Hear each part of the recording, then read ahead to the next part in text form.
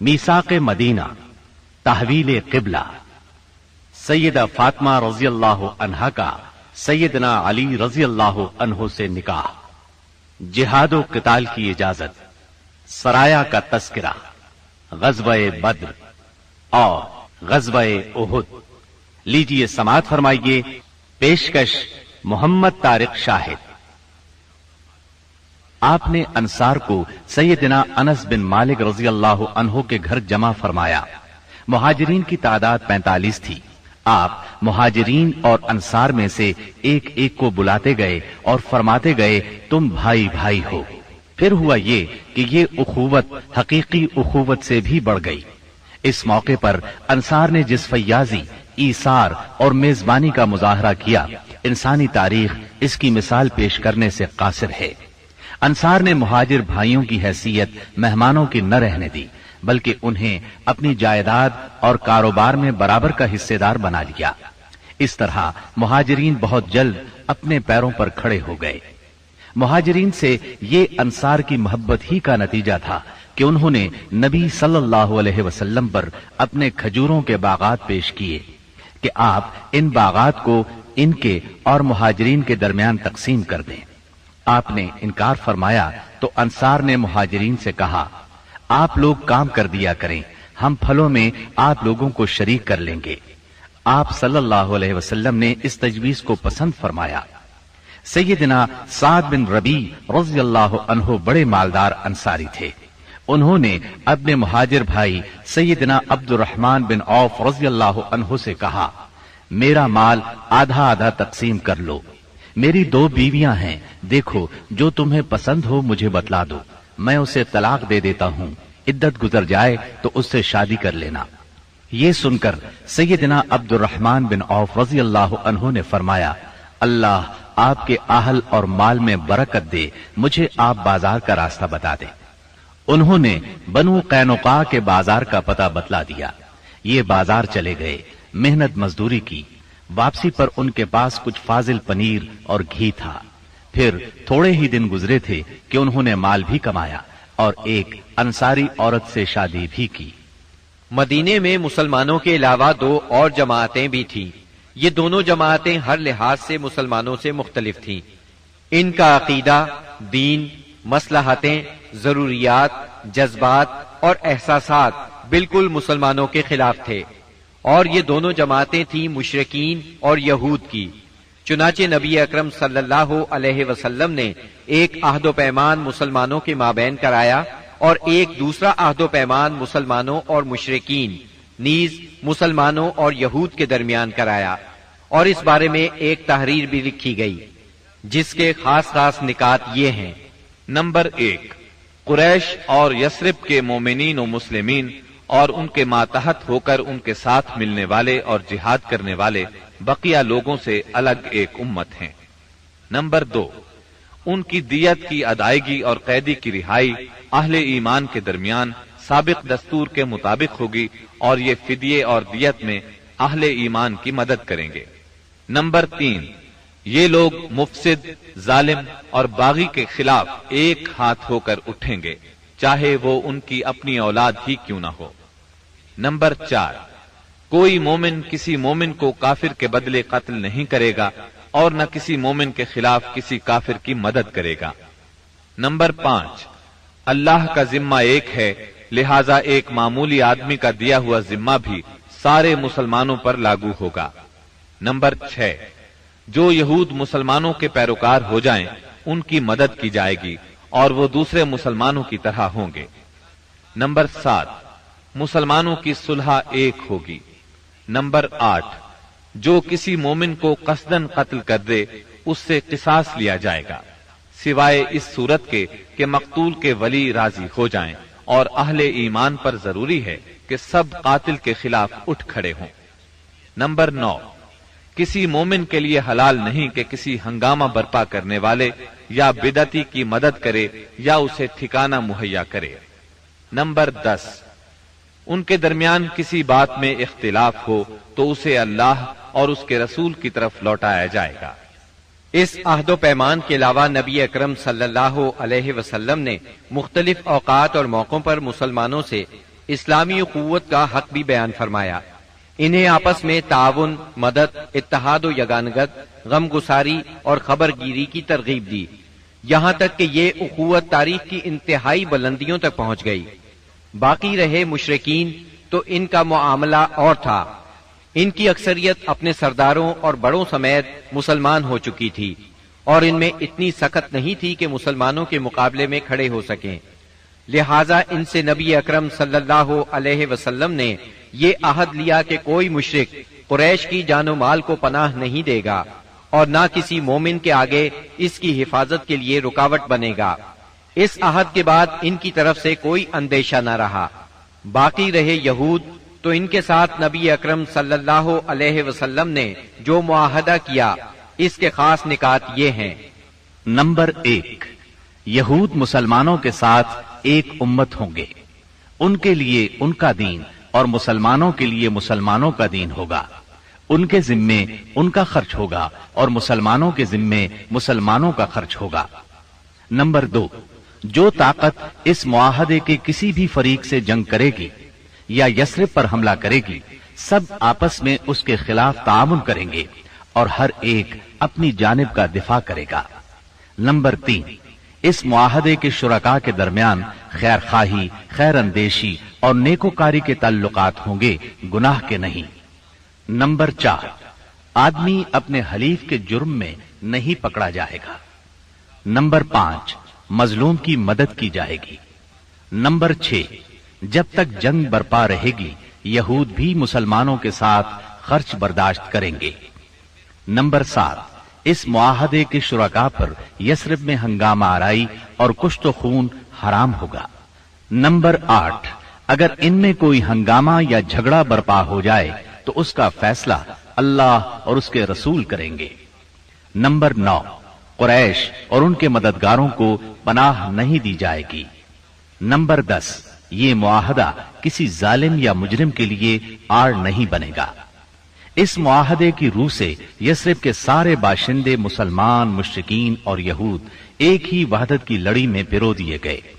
مدینہ اور اس کے اطراف کو ملا کر ایک آزاد اور خود مختار حکومت قائم ہو گئی۔ اس میں مسلمانوں کا کلمہ نافذ تھا اور اس کے سربراہ محمد صلی اللہ علیہ وسلم تھے۔ اس دوران 1 اور 2 ہجری میں کئی اہم واقعات پیش آئے۔ ان میں سے کچھ اس طرح ہیں۔ اسی دوران میں قبلے کی تبدیلی کا حکم آیا۔ مکہ مکرمہ سے ہجرت کر کے مدینہ منورہ آنے کے بعد 16 یا 17 ماہ تک مسلمان بیت المقدس کی طرف رخ کر کے نماز پڑھتے رہے۔ اب حکم آیا کہ خانہ کعبہ یعنی مسجد الحرام کی طرف منہ کر کے نماز ادا کی جائے۔ اسی سال میں رمضان المبارک کے روزے رکھنے اور زکوٰۃ ادا کرنے کے احکام نازل ہوئے۔ پھر عیدین کی نماز اور صدقۃ الفطر کا حکم دیا گیا۔ اسی سال میں پہلی عید الفطر اور پہلی عید الاضحیٰ پڑھی گئی۔ اسی سال نبی کریم صلی اللہ علیہ وسلم نے اپنی پیاری بیٹی سیدہ فاطمہ رضی اللہ عنہا کی شادی سیدنا علی رضی اللہ عنہ سے کی۔ سب سے بڑھ کر یہ کہ اسی سال میں مسلمانوں پر حکم الہی سے جہاد فرض کیا گیا اور مسلمانوں کو اپنے دفاع کا حق دیا گیا۔ مکہ معظمہ میں صرف تبلیغ کا حکم تھا، اب اپنے تحفظ میں تلوار اٹھانے کا حکم آ گیا۔ چنانچہ سریوں اور غزوات کا آغاز ہوا۔ جن جنگوں میں آپ نے کسی صحابی کو امیر لشکر بنا کر بھیجا وہ سریہ کہلاتی ہے، اور جن جنگی مارکوں میں آپ خود امیر لشکر ہوئے وہ غزوہ کہلاتے ہیں۔ تاریخ اسلام میں غزوات کی تعداد 21 سے لے کر 27 تک بیان کی جاتی ہے، جبکہ سریوں کی تعداد اس سے کہیں زیادہ ہے۔ اس سال کے دوران کئی غزوات ہوئے، لیکن سب سے مشہور غزوہ بدر ہے۔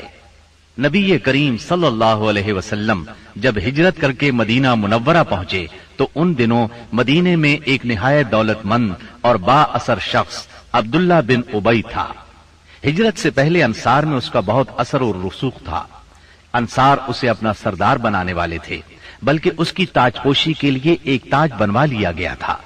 اسی دوران میں آپ صلی اللہ علیہ وسلم ہجرت کر کے مدینہ پہنچے اور انصار کے دونوں قبائل نے آپ کے ہاتھ پر بیعت کر لی اور میثاق مدینہ کے ذریعے سے یہودیوں نے بھی آپ کی قیادت کو تسلیم کر لیا۔ اس سے عبداللہ بن ابی کی سرداری کے منصوبے دھرے کے دھرے رہ گئے۔ اس بنا پر اس نے آپ کی مخالفت پر کمر باندھ لی۔ ادھر مشرکین مکہ جو اسلام، مسلمانوں اور رسول اللہ صلی اللہ علیہ وسلم کی دشمنی میں جل بھن رہے تھے، انہوں نے عبداللہ بن ابی کو ایک دھمکی آمیز خط تحریر کیا۔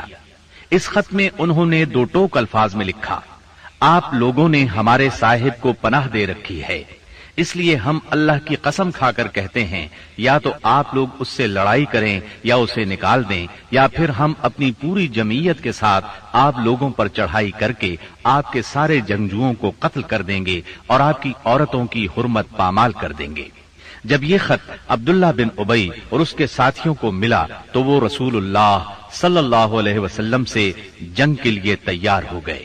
نبی اکرم صلی اللہ علیہ وسلم کو اس کی خبر ہوئی تو آپ ان کے پاس تشریف لے گئے اور فرمایا: قریش کی دھمکی تم لوگوں پر بہت گہرا اثر کر گئی ہے۔ تم خود اپنے آپ کو جتنا نقصان پہنچا دینا چاہتے ہو، قریش تمہیں اس سے زیادہ نقصان نہیں پہنچا سکتے۔ تم اپنے بیٹوں اور بھائیوں سے خود ہی لڑنا چاہتے ہو۔ نبی اکرم صلی اللہ علیہ وسلم کی یہ بات سن کر لوگ بکھر گئے۔ اس وقت تو عبداللہ بن ابی جنگ کے ارادے سے باز آ گیا، کیونکہ اس کے ساتھی ڈھیلے پڑ گئے تھے یا بات ان کی سمجھ میں آ گئی تھی، لیکن حقیقت میں قریش کے ساتھ اس کے تعلقات خفیہ طور پر قائم رہے، کیونکہ مسلمانوں اور مشرکین کے درمیان شر اور فساد کا کوئی موقع وہ ہاتھ سے جانے نہیں دینا چاہتا تھا۔ پھر اس نے اپنے ساتھ یہود کو بھی ملا رکھا تھا تاکہ اس معاملے میں ان سے بھی مدد حاصل کرے، لیکن وہ تو نبی صلی اللہ علیہ وسلم کی حکمت تھی جو رہ رہ کر شر و فساد کی آگ کو بجھا دیتی تھی۔ مسلمانوں کی ہجرت اور مدینے میں ان کی کامیابی سے کفار مکہ بہت تل ملا رہے تھے اور مدینے پر چڑھائی کے بہانے ڈھونڈ رہے تھے۔ رسول اللہ صلی اللہ علیہ وسلم کے بڑھتے ہوئے اقتدار اور اسلام کی اشاعت نے مکہ میں ابو جہل اور ابو سفیان کو سخت بے چین کر دیا تھا۔ یہی کیفیت مدینے میں عبداللہ بن ابی کی تھی۔ اس نے قریش کے حوصلے بڑھائے اور انہیں یقین دہانی کرائی کہ اگر تم نے مدینے پر دھاوا بولا تو یہودی تمہارا ساتھ دیں گے۔ مسلمان جب سے مدینہ آئے تھے خطرات بڑھتے جا رہے تھے اور ان کے سروں پر منڈلا رہے تھے۔ یہی وجہ تھی کہ مسلمانوں نے راتوں کو جاگ جاگ کر مدینے کا پہرا دیا۔ ادھر قریش نے مدینے کو تباہ و برباد کرنے کا ارادہ کر لیا۔ اس غرض کے لیے انہوں نے کئی قبائل کو اپنا ہم نوا بنا لیا۔ چنانچہ جب نبی صلی اللہ علیہ وسلم کو خبر ہوئی تو آپ نے 2 تدابیر اختیار کی۔ پہلی یہ کہ قریش کی شامی تجارت بند کر دی جائے تاکہ وہ مجبور ہو کر مدینے پر حملہ آور ہونے کا ارادہ ترک کر دیں۔ دوسرے یہ کہ مدینے کے آس پاس کے قبیلوں سے امن و امان کا معاہدہ کیا جائے تاکہ قریش جنگ مسلط کریں تو انہیں غیر جانبدار رکھا جا سکے۔ جب اللہ تعالی کی طرف سے جہاد اور قتال کی اجازت دی گئی تو رسول اللہ صلی اللہ علیہ وسلم نے کئی ایک سرایہ بھیجے اور غزوات میں حصہ لیا۔ ان کی مختصر تفصیل کچھ یوں ہے۔ اس سلسلے میں پہلا سریہ جو رسول اللہ صلی اللہ علیہ وسلم نے بھیجا وہ سریہ سیف البحر کہلاتا ہے۔ اسے آپ نے رمضان 1 ہجری بمطابق مارچ 623 عیسوی میں بھیجا اور اپنے چچا سیدنا حمزہ بن عبد المطلب رضی اللہ عنہ کو اس سریے کا امیر بنایا اور 30 مہاجرین کو ان کے زیر کمان شام سے آنے والے ایک قریشی قافلے کا پتہ لگانے کے لیے روانہ فرمایا۔ اس قافلے میں 300 آدمی تھے جن میں ابو جہل بھی تھا۔ مسلمان عیس کے اطراف میں ساحل سمندر کے پاس پہنچے تو قافلے کا سامنا ہو گیا اور دونوں فریق جنگ کے لیے صف آرا ہو گئے۔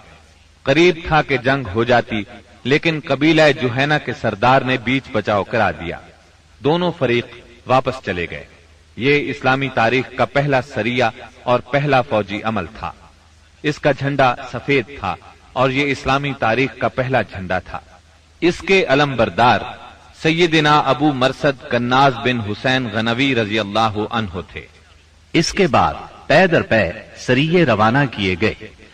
چنانچہ شوال 1 ہجری میں سیدنا عبیدہ بن حارث رضی اللہ عنہ کو 60 مہاجرین کے ساتھ بطن رابغ کی وادی میں بھیجا گیا۔ वहां अबू सुफियान से सामना हुआ जो 200 आदमियों के साथ था। दोनों तरफ से तीर चले लेकिन जंग न हुई।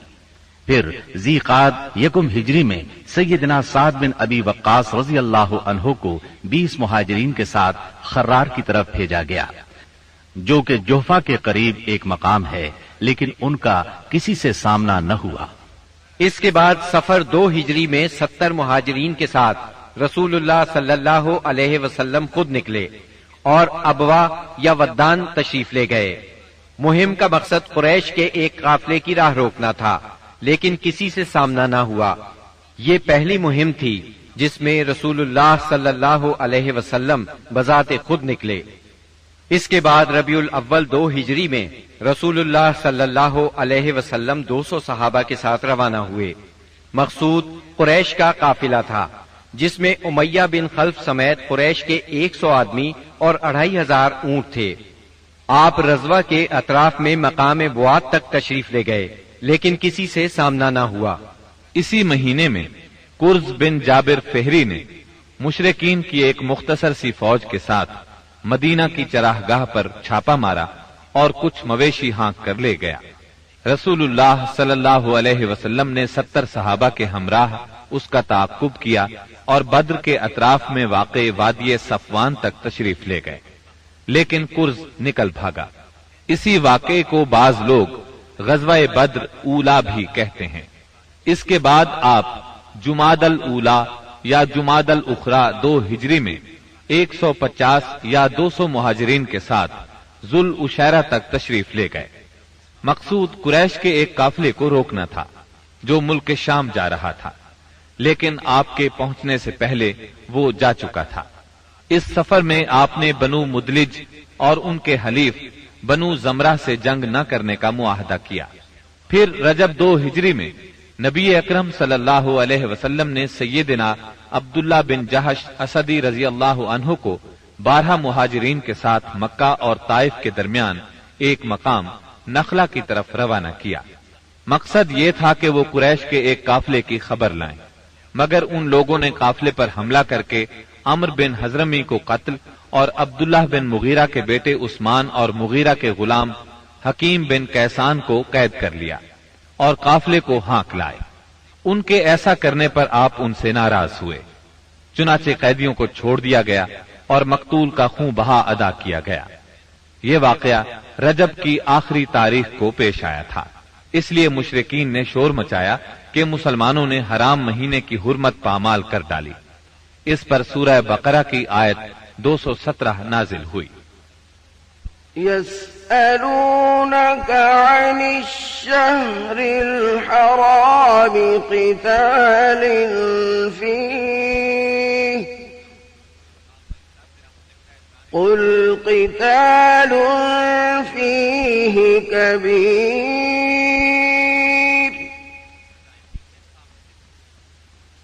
وصد عن سبيل الله وكفر به والمسجد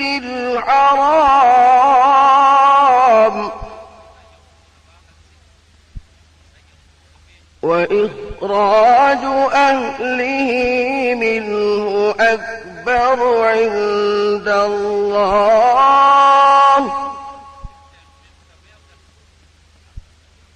والفتنة أكبر من القتل۔ लोग आपसे हराम महीने में लड़ाई के बारे में पूछते हैं।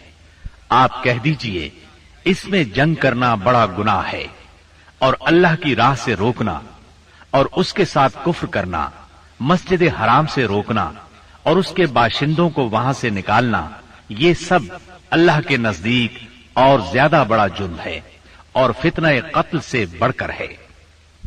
ये थी जंगी नक्लो हरकत जो मदीना मुनव्वरा और इसके अतराफ के अमन की हिफाजत के लिए नबी सल्लल्लाहु अलैहि वसल्लम और मुसलमानों ने कायम कर रखी थी।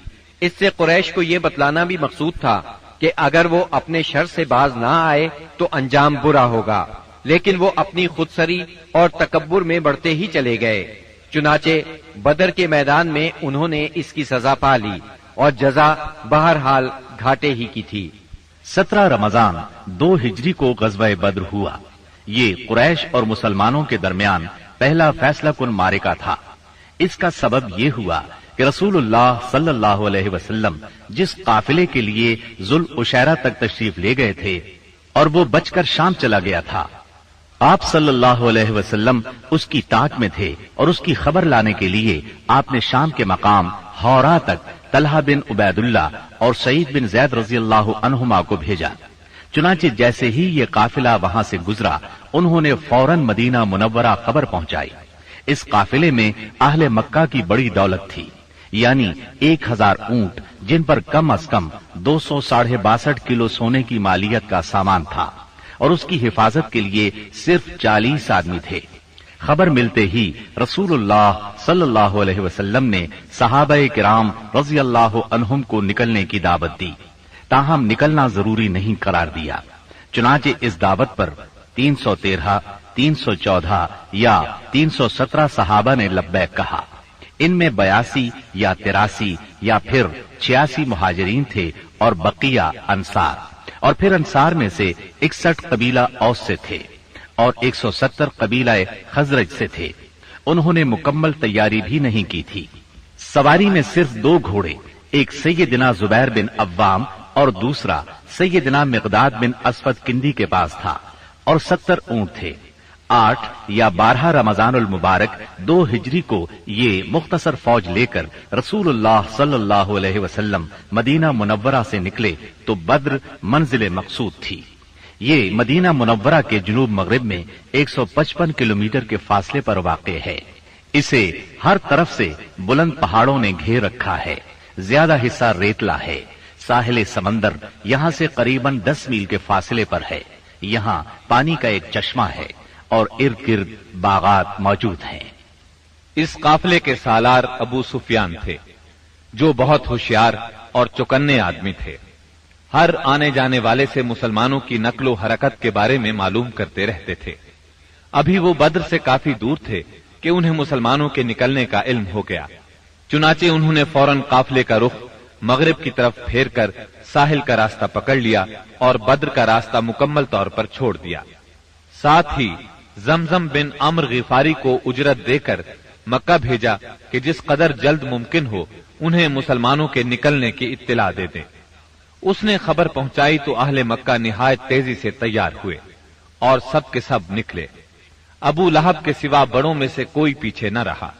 आसपास के कबाइल के लोग भी साथ ले लिए। जब ये लश्कर मकाम जुहफा पर पहुंचा तो अबू सुफियान का पैगाम मिला। इसमें उसने अपने बच निकलने की इत्तिला दी थी और ये मुतालबा किया था कि मक्का वापस पलट जाएं। चुनाचे लोगों ने वापसी का इरादा कर लिया, मगर अबू जहल ने अपने तकब्बुर और अकड़ की वजह से वापस जाने से इनकार कर दिया। कुरैश की फौज में 1000 आदमी थे, जिनके पास 100 घोड़े और 600 जिरें थी, और ऊंट कसरत से थे। एक तरफ इन्हें अपनी कसरत पर नाज और साजो सामान पर फख्र था, तो दूसरी तरफ नबी करीम सल्लल्लाहु अलैहि वसल्लम इज्जो इनकिसार से अल्लाह की बारगाह में हाथ फैलाए दुआ कर रहे थे।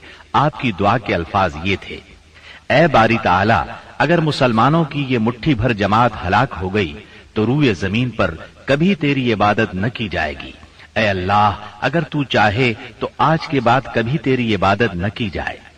आपने खूब तजर्रो और खुलूस से दुआ की, यहाँ तक कि आपकी चादर आपके कंधों से गिर गई। सैयदना अबू बकर रज़ियल्लाहु अन्हु ने चादर दुरुस्त की और अर्ज किया, ऐ अल्लाह के रसूल, बस करें। आपने अपने रब से जी भर के दुआ फरमा ली। दोनों लश्कर आमने सामने आए तो सबसे पहले मुशरिकीन में से बेहतरीन सालार उतबा, शैबा और वलीद बिन उतबा मैदान में निकले। उतबा और शैबा रबिया के बेटे थे। उन्होंने ललकार कर कहा, आओ, तुम में से कौन हमारे मुकाबले पर आता है। मुकाबले के लिए अंसार के 3 जवान निकले, एक औफ, दूसरे मुअव्विस। ये दोनों हारिस के बेटे थे। तीसरे अब्दुल्ला बिन रवाहा रज़ियल्लाहु अन्हुम। कुरैशियों ने कहा, तुम कौन लोग हो? उन्होंने कहा, हम अंसार की एक जमात हैं। कुरैशियों ने कहा, आप लोग शरीफ मद्दे मुकाबिल हैं, लेकिन हमें आपसे सरोकार नहीं। हम तो अपने चचेरे भाइयों को चाहते हैं। फिर उनके मुनादी ने आवाज लगाई, محمد ہمارے پاس ہماری قوم کے ہمسروں کو بھیجو۔ رسول اللہ صلی اللہ علیہ وسلم نے فرمایا، عبیدہ بن حارث اٹھو، حمزہ اٹھو، علی اٹھو۔ جب یہ لوگ اٹھے اور قریشیوں کے قریب پہنچے تو انہوں نے پوچھا، آپ کون لوگ ہیں؟ انہوں نے اپنا تعارف کرایا۔ قریشیوں نے کہا، آپ لوگ شریف مد مقابل ہیں۔ اس کے بعد معرکہ آرائی ہوئی۔ سیدنا عبیدہ بن حارث نے عتبہ بن ربیعہ سے مقابلہ کیا، سیدنا حمزہ نے شیبہ سے اور سیدنا علی نے ولید سے۔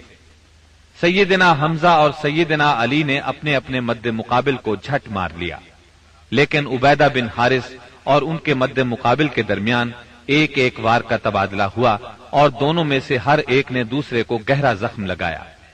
اتنے میں سیدنا علی اور سیدنا حمزہ اپنے اپنے شکار سے فارغ ہو کر آ گئے۔ آتے ہی عتبہ پر ٹوٹ پڑے، اس کا کام تمام کیا اور سیدنا عبیدہ کو اٹھا لائے۔ ان کا پاؤں کٹ گیا تھا اور آواز بند ہو گئی تھی، جو مسلسل بند ہی رہی، یہاں تک کہ جنگ کے چوتھے یا پانچویں دن جب مسلمان مدینے سے واپس ہوتے ہوئے وادی صفرا سے گزر رہے تھے، ان کا انتقال ہو گیا۔ مبارزت کا نتیجہ مشرکین کے لیے برا ثابت ہوا، چنانچہ وہ غصے سے بے قابو ہو کر مسلمانوں کی صفوں میں تندی کے ساتھ ٹوٹ پڑے، گھمسان کا رن پڑا اور کشتوں کے پشتے لگ گئے۔ اس سے مشرکین کی صفوں میں اضطراب کی لہر دوڑ گئی۔ طاغوت اکبر ابو جہل ملعون نے اپنی صفوں میں اضطراب کی ابتدائی لہر دیکھی تو چاہا کہ اس سیلاب کے سامنے ڈٹ جائے، چنانچہ وہ اپنے لشکر کو للکارتا ہوا تکبر کے ساتھ کہنے لگا، لات و عزا کی قسم، ہم اس وقت تک واپس نہیں ہوں گے جب تک انہیں رسیوں میں نہ جکڑ لیں۔ دیکھو تمہارا کوئی آدمی ان کے کسی آدمی کو قتل نہ کرے، بلکہ انہیں پکڑو اور گرفتار کرو تاکہ ہم ان کو اس حرکت کا مزہ چکھائیں۔ لیکن اسے اس غرور کی حقیقت کا بہت جلد پتہ لگ گیا، کیونکہ چند ہی لمحے بعد مسلمانوں کے حملے کی تندی کے سامنے مشرکین کی صفیں پھٹنا شروع ہو گئیں۔ البتہ ابو جہل اب بھی اپنے گرد مشرکین کا ایک غول لیے جمع ہوا تھا۔ اس غول نے ابو جہل کے چاروں طرف تلواروں کی باڑ اور نیزوں کا ایک جنگل قائم کر رکھا تھا، لیکن غیرت مند مسلمانوں کے اسلامی ہجوم کی آندھی نے اس باڑ کو بھی بکھیر دیا اور اس جنگل کو بھی اکھیڑ دیا۔ اس کے بعد یہ طاغوت اکبر دکھائی پڑا۔ مسلمانوں نے دیکھا کہ وہ ایک گھوڑے پر چکر کاٹ رہا ہے، ادھر اس کی موت دو انصاری جوانوں کے ہاتھوں اس کا خون چوسنے کی منتظر تھی۔ طاغوت اکبر ابو جہل کے قتل کا عبرتناک واقعہ بیان کرتے ہوئے عبد الرحمن بن عوف رضی اللہ عنہ فرماتے ہیں کہ میں جنگ بدر کے روز صف کے اندر تھا کہ اچانک مڑا تو کیا دیکھتا ہوں کہ دائیں بائیں دو نو عمر جوان ہیں۔ گویا ان کی موجودگی سے میں حیران ہو گیا کہ اتنے میں ایک نے اپنے ساتھی سے چھپا کر مجھ سے کہا، چچا جان مجھے ابو جہل کو دکھلا دیجیے۔ میں نے کہا، بھتیجے تم اسے کیا کرو گے؟ اس نے کہا، مجھے بتایا گیا ہے کہ وہ رسول اللہ صلی اللہ علیہ وسلم کو گالی دیتا ہے۔ اس ذات کی قسم جس کے ہاتھ میں میری جان ہے، اگر میں نے اس کو دیکھ لیا تو میرا وجود اس کے وجود سے الگ نہ ہوگا، یہاں تک کہ ہم میں سے جس کی موت پہلے لکھی ہے وہ مر جائے۔ وہ کہتے ہیں مجھے اس پر تعجب ہوا۔ اتنے میں دوسرے نو عمر نوجوان نے مجھے اشارے سے متوجہ کر کے یہی بات کہی۔ ان کا بیان ہے کہ میں نے چند ہی لمحوں بعد دیکھا کہ ابو جہل لوگوں کے درمیان چکر کاٹ رہا ہے۔ میں نے کہا، ارے دیکھتے نہیں، یہ رہا تم دونوں کا شکار جس کے بارے میں تم مجھ سے پوچھ رہے تھے۔ فرماتے ہیں کہ یہ سنتے ہی وہ دونوں شاہین اپنی تلواریں لیے جھپٹ پڑے اور اسے مار کر قتل کر دیا۔ پھر پلٹ کر رسول اللہ صلی اللہ علیہ وسلم کے پاس آئے۔ آپ نے فرمایا، تم میں سے کس نے قتل کیا ہے؟ دونوں نے کہا، میں نے قتل کیا ہے۔ آپ نے دونوں کی تلواریں دیکھی اور فرمایا، تم دونوں نے قتل کیا ہے۔ البتہ ابو جہل کا سامان معاذ بن عمرو بن جموح کو دیا۔ دونوں حملہ آوروں کا نام معاذ بن عمرو بن جموح اور معاذ بن افرا ہے۔ سیرت نگار ابن اسحاق کا بیان ہے کہ معاذ بن عمرو بن جموح نے کہا کہ میں نے مشرکین کو سنا وہ ابو جہل کے بارے میں کہہ رہے تھے، ابو الحکم تک کسی کی رسائی نہ ہو۔ معاذ بن عمرو کہتے ہیں کہ جب میں نے یہ بات سنی تو اسے اپنے نشانے پر لے لیا اور اس کی سمت جمع رہا۔ جب گنجائش ملی تو میں نے حملہ کر دیا اور ایسی ضرب لگائی کہ اس کا پاؤں نصف پنڈلی سے اڑ گیا۔ واللہ جس وقت یہ پاؤں اڑا ہے تو میں اس کی تشبیہ صرف اس گٹھلی سے دے سکتا ہوں جو موصل کی مار پڑنے پر جھٹک کر اڑ جائے۔ کہتے ہیں کہ ادھر میں نے ابو جہل کو مارا اور ادھر اس کے بیٹے اکرما نے میرے کندھے پر تلوار چلائی، جس سے میرا ہاتھ کٹ کر میرے بازو کے چمڑے سے لٹک گیا اور لڑائی میں مخل ہونے لگا۔ میں اسے اپنے ساتھ گھسیٹتے ہوئے سارا دن لڑا، لیکن جب وہ مجھے اذیت پہنچانے لگا تو میں نے اس پر اپنا پاؤں رکھا اور اسے زور سے کھینچ کر الگ کر دیا۔ اس کے بعد ابو جہل کے پاس معوذ بن افرا پہنچے، وہ زخمی تھا۔ انہوں نے اسے ایسی ضرب لگائی کہ وہ وہی ڈھیر ہو گیا، صرف سانس آتی جاتی رہی۔ اس کے بعد معوذ بن افرا خود بھی لڑتے ہوئے شہید ہو گئے۔ جب معرکہ ختم ہو گیا تو رسول اللہ صلی اللہ علیہ وسلم نے فرمایا، کون ہے جو دیکھے کہ ابو جہل کا انجام کیا ہوا؟ اس پر صحابہ کرام اس کی تلاش میں بکھر گئے۔ عبداللہ بن مسعود رضی اللہ عنہ نے اسے اس حالت میں پایا کہ ابھی سانس آ جا رہی تھی۔ انہوں نے اس کی گردن پر پاؤں رکھا اور سر کاٹنے کے لیے داڑھی پکڑی اور فرمایا، او اللہ کے دشمن، آخر اللہ نے تجھے رسوا کیا نا؟ اس نے کہا، مجھے کاہے کو رسوا کیا؟ کیا جس شخص کو تم لوگوں نے قتل کیا ہے اس سے بھی بلند پایا کوئی آدمی ہے؟ یا جس کو تم لوگوں نے قتل کیا اس سے بھی کوئی اوپر آدمی ہے؟ پھر بولا، کاش مجھے کسانوں کی بجائے کسی اور نے قتل کیا ہوتا۔ اس کے بعد کہنے لگا، مجھے بتاؤ فتح کس کی ہوئی؟ عبداللہ بن مسعود رضی اللہ عنہ نے فرمایا، اللہ اور اس کے رسول صلی اللہ علیہ وسلم کی۔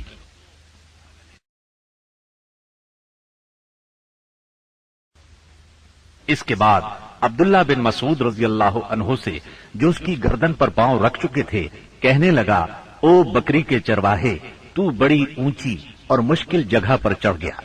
واضح رہے کہ عبداللہ بن مسعود رضی اللہ عنہ مکے میں بکریاں چرایا کرتے تھے۔ اس گفتگو کے بعد عبداللہ بن مسعود رضی اللہ عنہ نے اس کا سر کاٹ لیا اور رسول اللہ صلی اللہ علیہ وسلم کی خدمت میں لا کر حاضر کرتے ہوئے عرض کیا، یا رسول اللہ صلی اللہ علیہ وسلم، یہ رہا اللہ کے دشمن ابو جہل کا سر۔ آپ نے 3 بار فرمایا، واقعی اس اللہ کی قسم جس کے سوا کوئی معبود نہیں۔ اس کے بعد فرمایا، اللہ اکبر، الحمد للہ الذی صدق وعدہ ونصر عبدہ وہزم الاحزاب وحدہ۔ اللہ اکبر، تمام حمد اللہ کے لیے ہے جس نے اپنا وعدہ سچ کر دکھایا، اپنے بندے کی مدد فرمائی اور تنہا سارے گروہوں کو شکست دی۔ پھر فرمایا، چلو مجھے اس کی لاش دکھاؤ۔ جب آپ صلی اللہ علیہ وسلم کو لاش دکھائی گئی تو آپ نے فرمایا، یہ اس امت کا فرعون ہے۔ معاذ بن عمرو اور معوذ بن افرا کے ایمان افروز کارناموں کا ذکر ہو چکا ہے۔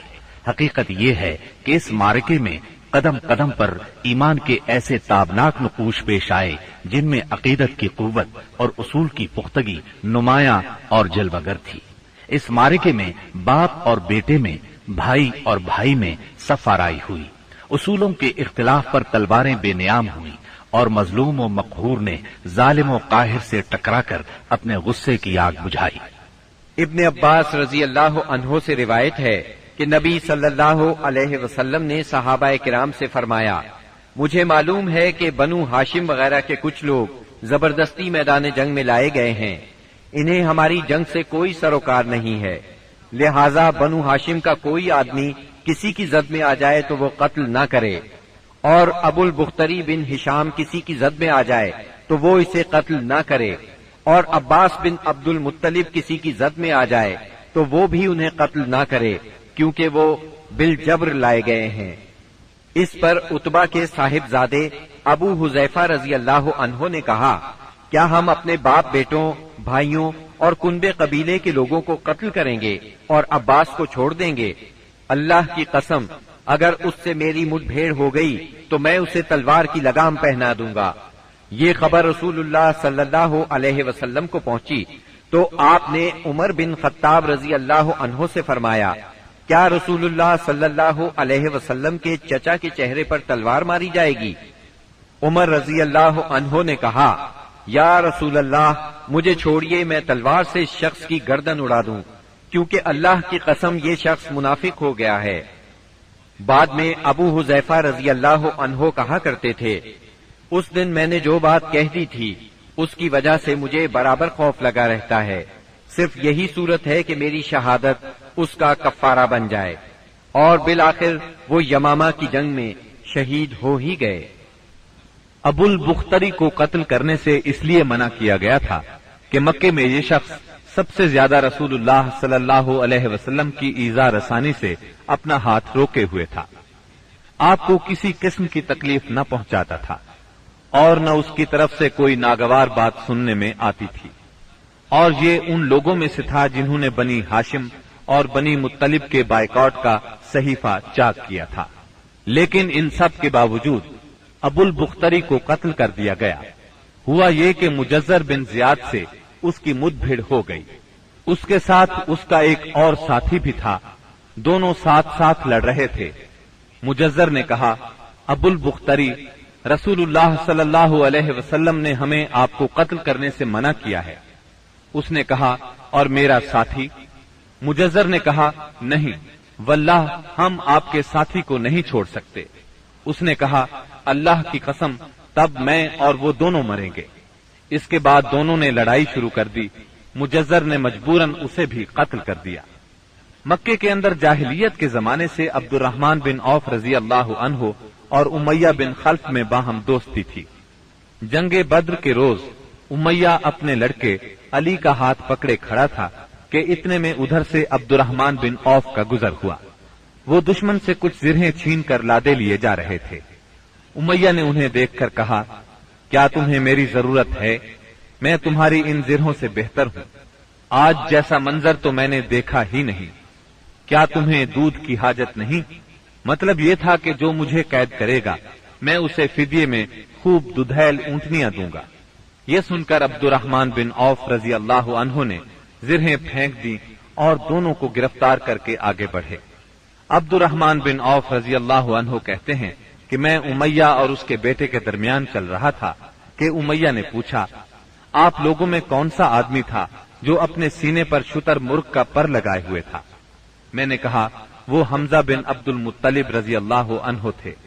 امیہ نے کہا یہی شخص ہے جس نے ہمارے اندر تباہی مچا رکھی تھی۔ سیدنا عبد الرحمن رضی اللہ عنہ کہتے ہیں کہ واللہ میں ان دونوں کو لیے جا رہا تھا کہ اچانک بلال رضی اللہ عنہ نے امیہ کو میرے ساتھ دیکھ لیا تو انہوں نے کہا او ہو کفار کا سرغنہ امیہ بن خلف، اب یا تو میں بچوں گا یا یہ بچے گا۔ میں نے کہا اے بلال رضی اللہ عنہ یہ میرا قیدی ہے۔ انہوں نے کہا اب یا تو میں رہوں گا یا یہ رہے گا۔ پھر نہایت بلند آواز سے پکارا اے اللہ کے مددگارو یہ رہا کفار کا سرغنہ امیہ بن خلف، اب یا تو میں رہوں گا یا یہ رہے گا۔ عبد الرحمن بن عوف رضی اللہ عنہ کہتے ہیں کہ اتنے میں لوگوں نے ہمیں گھیرے میں لے لیا، میں ان کا بچاؤ کر رہا تھا مگر ایک آدمی نے تلوار سے اس کے بیٹے کے پاؤں پر ضرب لگائی اور وہ وہیں گر گیا۔ ادھر امیہ نے اتنے زور سے چیخ ماری کہ میں نے ویسی چیخ کبھی سنی ہی نہ تھی۔ میں نے کہا نکل بھاگو مگر آج بھاگنے کی گنجائش نہیں، اللہ کی قسم میں تمہارے کچھ کام نہیں آ سکتا۔ عبد الرحمن رضی اللہ عنہ فرماتے ہیں کہ لوگوں نے اپنی تلواروں سے ان دونوں کو کاٹ کر ان کا کام تمام کر دیا۔ اس کے بعد عبد الرحمن بن عوف رضی اللہ عنہ کہا کرتے تھے اللہ بلال رضی اللہ عنہ پر رحم کرے، میری زرہیں بھی گئیں اور میرے قیدی کے بارے میں مجھے تڑپا بھی دیا۔ سیدنا عمر بن خطاب رضی اللہ عنہ نے اپنے ماموں عاص بن ہشام بن مغیرہ کو قتل کیا۔ سیدنا ابو بکر صدیق رضی اللہ عنہ نے اپنے بیٹے عبد الرحمن کو جو اس وقت مشرکین کے ہمراہ تھے پکار کر کہا او خبیث میرا مال کہاں ہے؟ عبد الرحمن نے جواب میں ایک شعر کہا جس کا ترجمہ یوں ہے ہتھیار تیز رو گھوڑے اور اس تلوار کے سوا کچھ باقی نہیں جو بڑھاپے کی گمراہی کا خاتمہ کرتی ہے۔ جس وقت مسلمانوں نے مشرکین کی گرفتاری شروع کی رسول اللہ صلی اللہ علیہ وسلم چھپر میں تشریف فرما تھے اور سعد بن معاذ رضی اللہ عنہ تلوار حمائل کیے دروازے پر پہرا دے رہے تھے۔ رسول اللہ صلی اللہ علیہ وسلم نے دیکھا کہ سعد رضی اللہ عنہ کے چہرے پر لوگوں کی اس حرکت کا ناگوار اثر پڑ رہا ہے۔ آپ نے فرمایا، اے سعد، ایسا محسوس ہوتا ہے کہ تم کو مسلمانوں کا یہ کام ناگوار ہے۔ انہوں نے کہا، جی ہاں، اللہ کی قسم، اے اللہ کے رسول، یہ اہل شرک کے ساتھ پہلا معرکہ ہے جس کا موقع اللہ نے ہمیں فراہم کیا ہے، اس لیے اہل شرک کو باقی چھوڑنے کی بجائے مجھے یہ بات زیادہ پسند ہے کہ انہیں خوب قتل کیا جائے اور اچھی طرح کچل دیا جائے۔ اس جنگ میں عکاشہ بن محصن اسدی رضی اللہ عنہ کی تلوار ٹوٹ گئی۔ وہ رسول اللہ صلی اللہ علیہ وسلم کی خدمت میں حاضر ہوئے۔ آپ نے انہیں ایک چھڑی تھما دی اور فرمایا، عکاشہ، اسی سے لڑائی کرو۔ عکاشہ نے اسے رسول اللہ صلی اللہ علیہ وسلم سے لے کر ہلایا تو وہ ایک لمبی، مضبوط اور چمچم کرتی ہوئی سفید تلوار میں تبدیل ہو گئی۔ پھر انہوں نے اسی سے لڑائی کی یہاں تک کہ اللہ نے مسلمانوں کو فتح نصیب فرمائی۔ اس تلوار کا نام اون یعنی مدد رکھا گیا تھا۔ یہ تلوار مستقلاً عکاشہ رضی اللہ عنہ کے پاس رہی اور وہ اسی کو لڑائیوں میں استعمال کرتے رہے، یہاں تک کہ دور صدیقی میں مرتدین کے خلاف جنگ کرتے ہوئے شہید ہو گئے۔ اس وقت بھی یہ تلوار ان کے پاس ہی تھی۔ خاتمہ جنگ کے بعد مصعب بن عمیر ابدری رضی اللہ عنہ اپنے بھائی ابو عزیز عمیر ابدری کے پاس سے گزرے۔ ابو عزیز نے مسلمانوں کے خلاف جنگ لڑی تھی اور اس وقت ایک انصاری صحابی اس کا ہاتھ باندھ رہے تھے۔ مصعب نے اس انصاری سے کہا، اس شخص کے ذریعے اپنے ہاتھ مضبوط کرنا، اس کی ماں بڑی مالدار ہے، وہ غالباً تمہیں اچھا فدیہ دے گی۔ اس پر ابو عزیز نے اپنے بھائی مصعب رضی اللہ عنہ سے کہا، کیا میرے بارے میں تمہاری یہی وصیت ہے؟ مصعب رضی اللہ عنہ نے فرمایا، ہاں، تمہاری بجائے یہ انصاری میرا بھائی ہے۔ جب مشرکین کی لاشوں کو کنویں میں ڈالنے کا حکم دیا گیا اور عتبہ بن ربیعہ کو کنویں کی طرف گھسیٹ کر لے جایا جانے لگا تو رسول اللہ صلی اللہ علیہ وسلم نے اس کے صاحبزادے ابو حذیفہ رضی اللہ عنہ کے چہرے پر نظر ڈالی، دیکھا تو غمزدہ تھے، چہرہ بدلا ہوا تھا۔ آپ صلی اللہ علیہ وسلم نے فرمایا، ابو حذیفہ، غالباً اپنے والد کے سلسلے میں تمہارے دل کے اندر کچھ احساسات ہیں۔ انہوں نے کہا، نہیں واللہ یا رسول اللہ، میرے اندر میرے باپ کے بارے میں اور ان کے قتل کے بارے میں ذرا بھی لرزش نہیں، البتہ میں اپنے باپ کے متعلق جانتا تھا کہ ان میں سوجھ بوجھ ہے، دور اندیشی اور فضل و کمال ہے، اس لیے میں آس لگائے بیٹھا تھا کہ یہ خوبیاں انہیں اسلام تک پہنچا دیں گی، لیکن اب ان کا انجام دیکھ کر اور اپنی توقع کے خلاف کفر پر ان کا خاتمہ دیکھ کر مجھے افسوس ہے۔ اس پر رسول اللہ صلی اللہ علیہ وسلم نے سیدنا ابو حذیفہ رضی اللہ عنہ کے حق میں دعائے خیر فرمائی اور ان سے بھلی بات کہی۔ آخرکار اسلام نے کفر پر فتح پائی۔ اس غزوہ بدر میں قریش کا سردار ابو جہل بھی مارا گیا۔ یہ وہی ابو جہل تھا جس نے نبی کریم صلی اللہ علیہ وسلم اور مسلمانوں پر ظلم و ستم کے پہاڑ توڑے تھے۔ 70 کافر موت کے گھاٹ اترے، 70 ہی گرفتار ہوئے، باقی دم دبا کر بھاگ نکلے۔ مسلمانوں میں صرف 14 شہید ہوئے، ان میں 6 مہاجر اور 8 انصاری تھے۔ اس جنگ نے اسلام کے دشمنوں کی طاقت کا جنازہ نکال دیا، ان کا بھرم کھل گیا اور ان کا غرور خاک میں مل گیا۔ جب رسول اللہ صلی اللہ علیہ وسلم مدینہ پہنچ چکے تو آپ نے قیدیوں کے بارے میں مشورہ کیا۔ سیدنا ابو بکر نے فدیہ لینے کی رائے دی، جبکہ سیدنا عمر کی رائے یہ تھی کہ انہیں قتل کر دیا جائے۔ انہوں نے فرمایا، میرا قریبی میرے حوالے کریں اور میں اسے قتل کروں۔ عقیل بن ابی طالب سیدنا علی کے حوالے کریں، وہ اس کی گردن کو اڑائیں، یہاں تک کہ اللہ کو معلوم ہو جائے کہ ہمارے دلوں میں مشرکین کے لیے کوئی نرم گوشہ نہیں ہے، اور یہ حضرات مشرکین کے ائمہ اور قائدین ہیں۔ رسول اللہ صلی اللہ علیہ وسلم نے فدیہ لینا طے کیا۔ یہ فدیہ 4000 سے 3000 اور کم از کم 1000 درہم تک تھا۔ اور ان میں سے جو لکھنا پڑھنا جانتے تھے ان کا فدیہ یہ قرار دیا گیا کہ وہ 10 بچوں کو لکھنا پڑھنا سکھا دیں۔ غزوہ بدر میں قریش کے 70 آدمی مارے گئے، ان میں عتبہ اور ابو جہل جیسے رئیس شامل تھے۔ ابو جہل کے بعد قریش کا سردار ابو سفیان کو بنایا گیا، یہ بنو امیہ سے تھے۔ اس طرح بنو امیہ کے وقار میں اضافہ ہو گیا۔ جمادی الاولیٰ 3 ہجری میں قریش نے اپنا ایک قافلہ عراق کے راستے ملک شام بھیجا۔ یہ راستہ نجد سے ہو کر شام جاتا تھا اور مدینے کے قریب سے نہیں گزرتا تھا۔ اس قافلے کی قیادت صفوان بن امیہ کر رہا تھا۔ رسول اللہ صلی اللہ علیہ وسلم کو اس کا علم ہو گیا۔ آپ نے سیدنا زید بن حارثہ رضی اللہ عنہ کی کمان میں 200 سواروں کا ایک دستہ بھیج دیا۔ قریش کا قافلہ نجد میں قردہ نامی ایک چشمے پر پڑاؤ ڈال رہا تھا کہ سیدنا زید رضی اللہ عنہ نے اس پر حملہ کر دیا۔ نتیجہ یہ ہوا کہ پورا قافلہ ان کے قبضے میں آ گیا، البتہ اس میں جتنے آدمی تھے سب نکل بھاگے۔ صرف قافلے کا رہنما فرات بن حیان گرفتار ہو سکا، اس نے اسلام قبول کر لیا۔ مال غنیمت کی مقدار 1,00,000 درہم تھی، اور غزوہ بدر کے بعد قریش کے لیے یہ سب سے زیادہ تکلیف دہ مار تھی۔ غزوہ بدر کے بعد غزوات کے سلسلے میں تیزی آ گئی۔ 3 ہجری میں غزوہ بحران، غزوہ غطفان، غزوہ حمیر الاسد اور غزوہ احد اس سال کامیابی سے لڑے گئے۔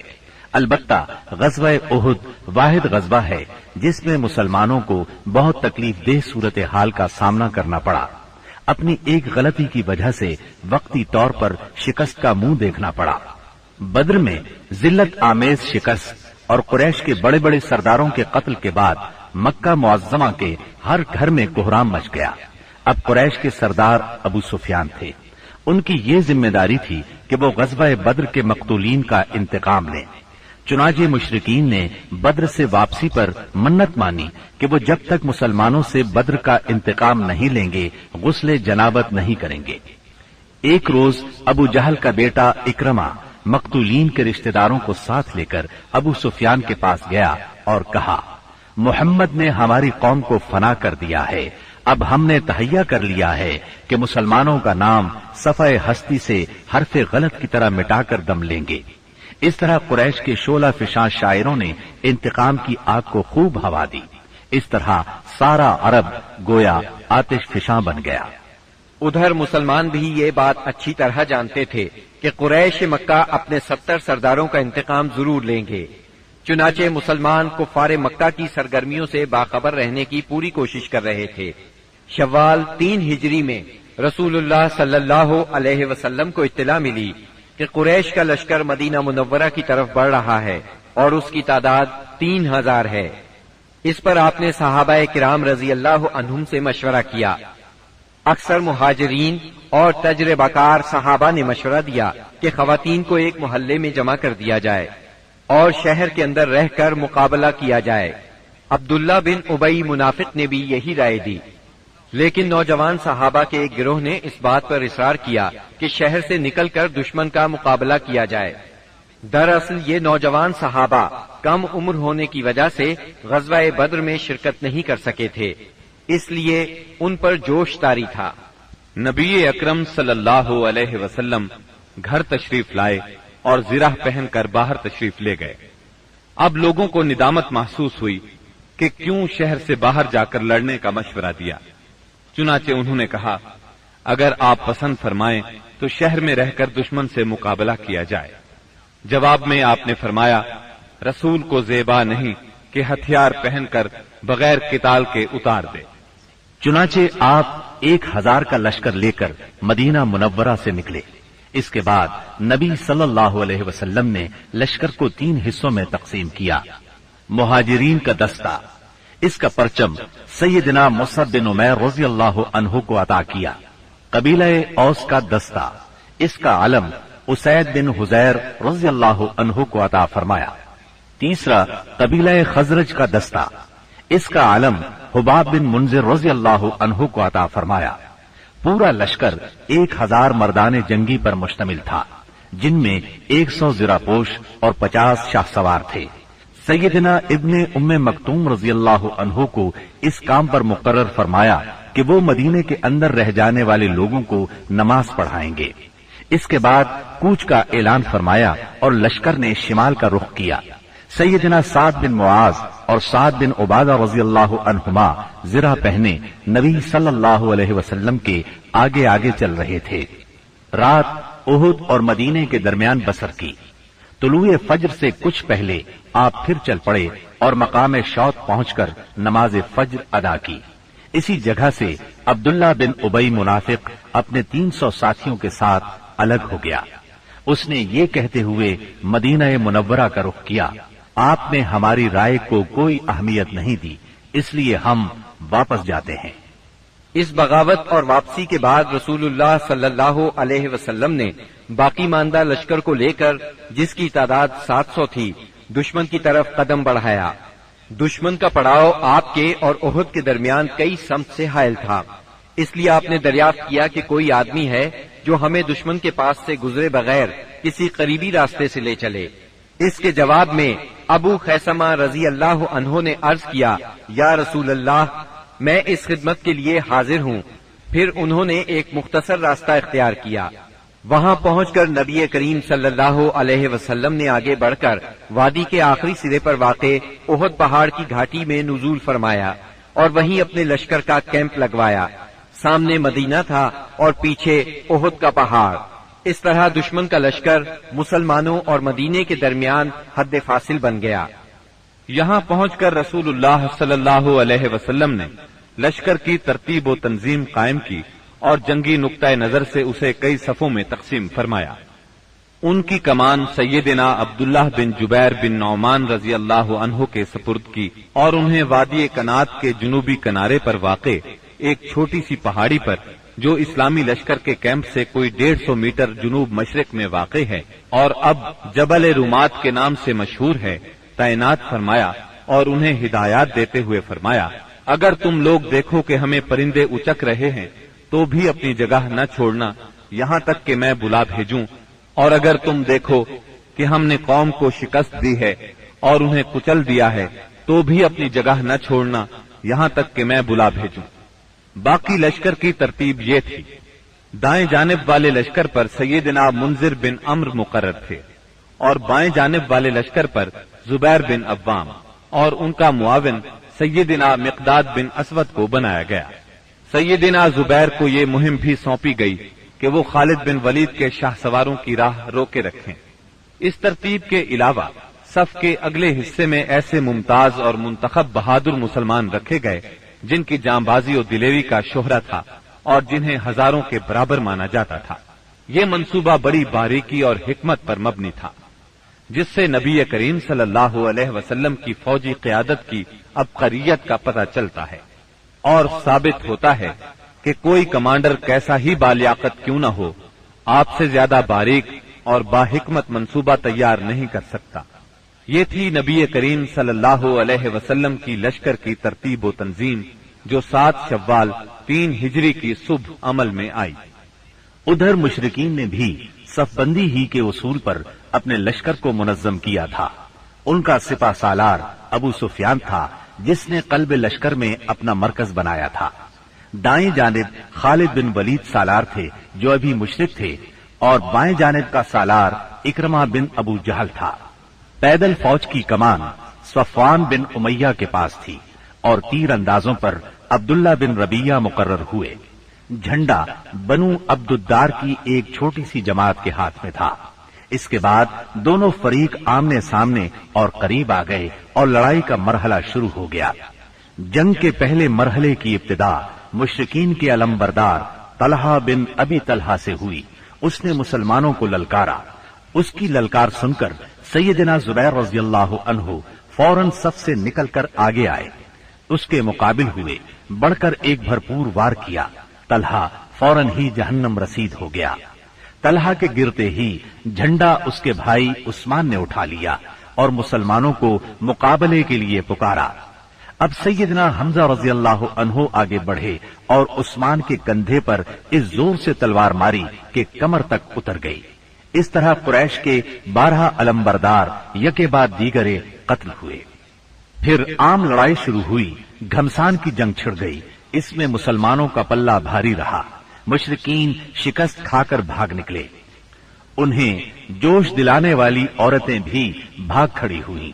मुसलमानों ने मुशरिकीन को घेर लिया, उन्हें मारने लगे, साथ साथ माले गनीमत लूटने लगे।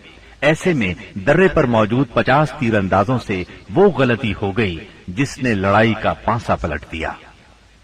हुआ यूं कि नबी अकरम सल्लल्लाहु अलैहि वसल्लम ने उन 50 तीरंदाजों को ये हिदायत फरमाई थी कि इस दर्रे को किसी हाल में न छोड़ना। लेकिन जब मुसलमानों को कामयाबी हुई, काफिर भागने लगे और मुसलमान उन्हें मारने काटने के साथ साथ माले गनीमत भी लूटने लगे, तो उन्होंने भी दर्रा छोड़ दिया और माले गनीमत लूटने के लिए दौड़ पड़े। तीरंदाजों के सरदार सैयदना अब्दुल्ला बिन जुबैर रजी अल्लाह अन्हो ने उन्हें रोकने की कोशिश की, लेकिन वो माले गनीमत की तरफ मुतवज्जे हो गए। कुरैशी फौज में खालिद बिन वलीद मौजूद थे। उन्हें अल्लाह ने गजब की जंगी महारत अता की थी। उन्होंने अपनी महारत से फौरन भांप लिया कि मौका बहुत अच्छा है, मुसलमानों पर उस दर्रे की तरफ से हमला कर देना चाहिए। चुनाचे उन्होंने अपने दस्ते को साथ लिया और चक्कर काटकर दर्रे तक पहुंच गए। वहां सैयदना अब्दुल्लाह बिन जुबैर रजी अल्लाह अन्हु और उनके साथियों को शहीद करके ये लोग पीछे की तरफ से मुसलमानों पर टूट पड़े। इस तरह मुसलमान दोनों तरफ से घेरे में आ गए। इस तरह 700 मुसलमानों की फौज अचानक 3000 के नरगे में आ गई। जबरदस्त जंग हुई। 70 सहाबा शहीद हो गए। मुसलमान मुंतशिर होकर रह गए। इस्लामी फौज के अलमबरदार सैयदना मुसअब बिन उमैर रजी अल्लाह अन्हु की शक्ल सूरत रसूलुल्लाह सल्लल्लाहु अलैहि वसल्लम से बहुत मिलती जुलती थी। वो शहीद हो गए तो बाज लोगों ने समझा रसूलुल्लाह सल्लल्लाहु अलैहि वसल्लम शहीद हो गए। इस खबर से इस्लामी फौज बददिल हो गई। उनमें सरासिमगी फैल गई। वो मायूस हो गए। बड़े बड़े बहादुरों की ताकत जवाब दे गई। कुछ देर बाद इत्तेफाक से काब बिन मालिक रजी अल्लाह अन्हु ने रसूलुल्लाह सल्लल्लाहु अलैहि वसल्लम को देख लिया। वो बुलंद आवाज से पुकारे, मुसलमानों, रसूलुल्लाह सल्लल्लाहु अलैहि वसल्लम जिंदा है। मुसलमान उस तरफ लपके और आपको हल्के में ले लिया। लड़ाई के दौरान में एक पत्थर आप सल्लल्लाहु अलैहि वसल्लम की पेशानी मुबारक पर लगा। इससे ज़रा की 2 कड़ियां आपकी पेशानी में धंस गईं। एक और पत्थर आकर लगा। इससे आपके 2 दांत शहीद हो गए। मुसलमानों के फिर पलट आने पर आखिर काफिरों को भागते बनी। 70 मुसलमानों की लाशें खून और मिट्टी में लथपथ पड़ी थी। कुफ्फार ने इंतकाम की आग को इस तरह ठंडा किया कि उनमें से अक्सर के नाक और कान काट लिए। आपके चचा सैयदना हमजा रजी अल्लाह अन्हु की नाश के भी नाक कान काट डाले गए।